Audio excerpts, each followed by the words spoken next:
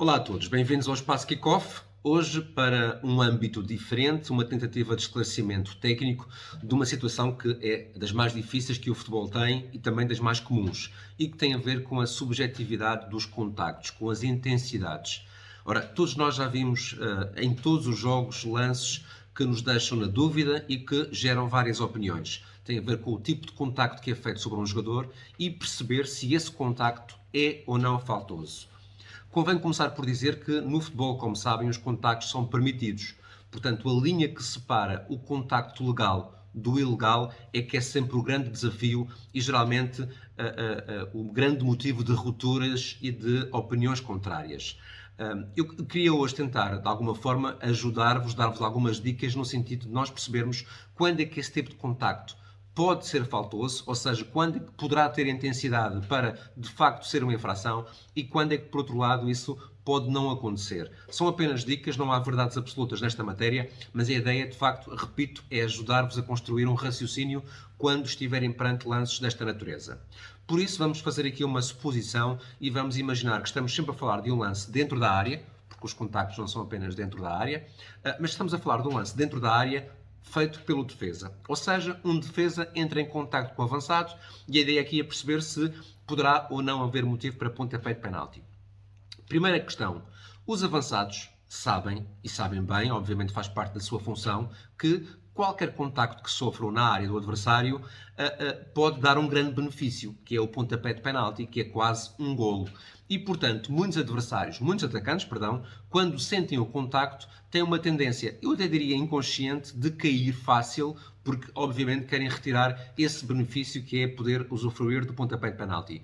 Os árbitros também devem ter isso em conta, os defesas também sabem disso quando entram em contacto e, portanto, também, por regra, evitam um contacto muito intempestivo e, tendo isso em conta, vamos então partir para dois tipos de contactos. Um que é feito com os pés, com as pernas, e o outro que é feito com os braços. As minhas dicas em relação àqueles contactos que são feitos com as pernas ou com os pés, ou seja, o defesa toca com o pé no adversário e a ideia é percebermos se aquele contacto é ou não suficiente para ser falta, fiquem com as seguintes dicas, eu até tomei nota. Primeiro, o que é que o defesa quer fazer? O defesa quer jogar a bola, tocar a bola naquele momento, disputá-la com o adversário, ou quer aliviar a bola para longe, quer afastar o perigo da sua área. Ora, quando os defesas querem afastar o perigo, querem ressacar o lance para fora daquela zona nevrálgica da sua área, eles geralmente dão muita intensidade ao pontapé. Ou seja, colocam toda a força no remate para que a bola vá para longe. Esta pode ser uma boa dica. Se um defesa está a tentar jogar a bola ou desviá-la, geralmente dá menos intensidade. Se quer, por outro lado, aliviá-la, rematá-la para longe, ele próprio puxa o pé atrás e, portanto, faz o balanço no pé e dá muita força ao pontapé. Havendo um contacto aí, o mais certo é que ele possa ser faltoso, porque, de facto, aquele pé tem muita intensidade. Segunda dica é a tal questão do balanço. O contacto existe quase sem movimento do pé do defesa em relação ao adversário ou ao tal puxar atrás da culatra, permitam uma expressão, o tal levantar do pé. Se levantou muito o pé, quanto mais levanta, seguramente mais hipóteses tem de colocar força. Terceira dica, a zona que o jogador que entra em contacto, o defesa, atinge o adversário, por exemplo, se ele der um pontapé para tentar jogar a bola e tocar na perna do adversário, há algum movimento na bota ou no pé do defesa que indicie que houve força naquele contacto? Por exemplo, o pé dobrar ou a ponta da bota dobrar, ou haver um movimento no músculo do jogador que seja indiciador que houve ali muita intensidade. Tenham isso em conta porque muitas vezes também ajuda a discernir se há ou não falta. Quarto ponto, a perna do jogador que sofre o contacto, neste caso do avançado, mexe, a perna abana, o músculo treme, há um levantar do pé que nós percebemos que é claramente esporádico e por força do contacto que é feito, ou não há nenhum movimento da perna que sofre o contacto e há apenas uma queda.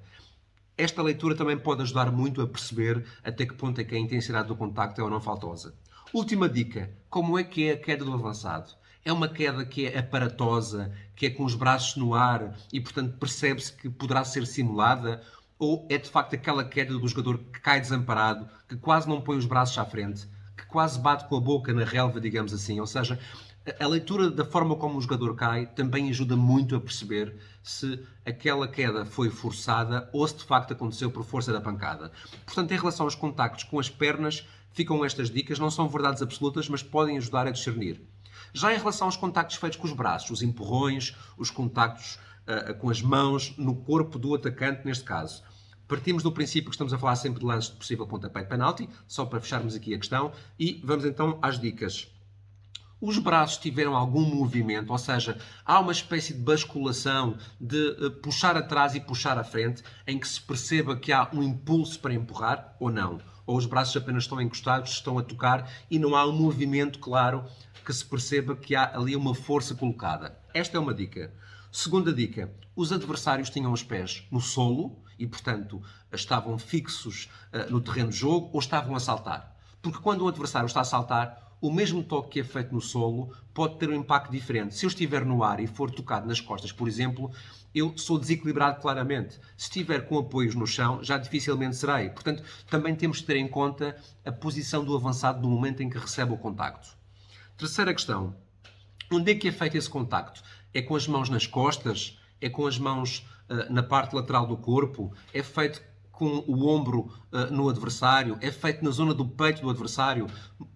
Porque nós temos todos pontos de apoio diferentes no solo e obviamente que os contactos nas costas são mais suscetíveis de empurrar o jogador para cair, porque ele cai para a frente, não cai para trás. Portanto, sendo os contactos laterais, geralmente há um equilíbrio de forças entre o corpo que empurra e o corpo que é empurrado. Mais facilmente um jogador que é empurrado nas costas pode sofrer falta. Não é, repito, uma verdade absoluta, é apenas mais uma dica. Quarta questão. O contacto é feito com a bola jogável ou a bola não está presente? Geralmente quem quer fazer falta faz sempre, ou faz regra geral quando a bola ainda não chegou lá. Antes de chegar lá, que é para desviar o adversário, para perturbar o seu salto ou o seu movimento à bola. Se a bola estiver jogável, é mais fácil deduzir que o contacto possa ser legal, porque o jogador no fundo não quer carregar, quer apenas afastar, quer ganhar espaço com os braços e muitas vezes aí o facto da bola estar ou não estar presente também pode ajudar a perceber se há ou não há falta. E por último, qual é que é a forma de cair do adversário? E aqui o princípio é o mesmo para o anterior. Se o adversário cai fácil, se tem os braços levantados, se arrasta os pés na relva, regra geral está a simular a queda ou a tentar forçar o penalti. Se por outro lado a queda é aparatosa, se é uma queda clara no solo, sem qualquer tipo de apoio, se o jogador fica estatelado, digamos assim, na relva, é muito mais indiciador que sofreu falta. Dito isto, repito, não há regras fechadas nesta matéria, são apenas dicas para equacionarem quando estiverem a ver lances e para perceberem de que lado é que pode ficar a vossa posição, se há ou não falta por parte do defesa. Até à próxima.